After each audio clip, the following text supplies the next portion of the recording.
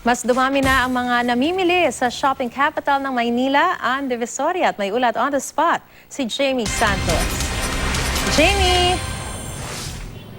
Maris, sinamantala ng marami sa ating kababayan ng weekend at dito nga sa Divisoria ang punta nila para mamili ng pangregalo ngayong Pasko. Maaga pa lang, siksikan na ang mga mamimili rito sa Divisoria. Kakasweldo lang kasi ng karamihan ng ating mga kapuso, ang iba pa nga, kakakuha lang din ng bonus. Dito raw sa Divisoria ang punta nila kasi samut-sari ang makikita at mabibili. Mula head to toe daw na kailangan nila, meron na rito. Bukod sa swak sa budget, papasa pa raw sa taste ng pagbibigyan nila. Magagandang klase rin naman daw kasi ang tinda rito kahit mura.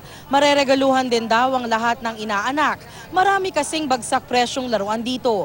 Meron ngang mga laruan na tigbe 20 pesos lang. Sa mga blouse pambabae na uso ngayon, tulad ng mga shirt dress, nasa 300 pesos yan at pwede pang tawaran sa ibang tindahan.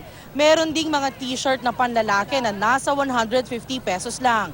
Sa mga damit pambata, merong nasa 250 pesos ang terno. Ang bestida, merong nasa tiging 100 piso lang. Sa mga sapatos, merong nasa 500 pesos pero may mga nakasale sa 150. Dito po talaga tayo bumibili sa Divisoria? Oo, Bakit tama. po? Mas nakaka-save ka. Siyempre, pag marami kang anak, ganun. Ngayon lang may pera.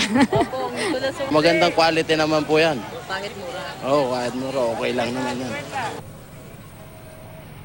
Maris, no, inaasahan na mas darami pa yung mga pupunta rito sa mga susunod na araw. Mahigpit din naman yung seguridad na ipinapatupad dito sa lugar dahil ilang pulis yung nakita nating nag-iikot dito. Pero paalala sa mga shoppers dito sa Divisoria na maging alerto pa rin sa mga nananamantala. At yan ang latest mula rito sa Divisoria. Balik sa iyo, Maris. Alright, mag-shopping ka na ulit dyan. Maraming salamat sa iyo, Jamie Santos.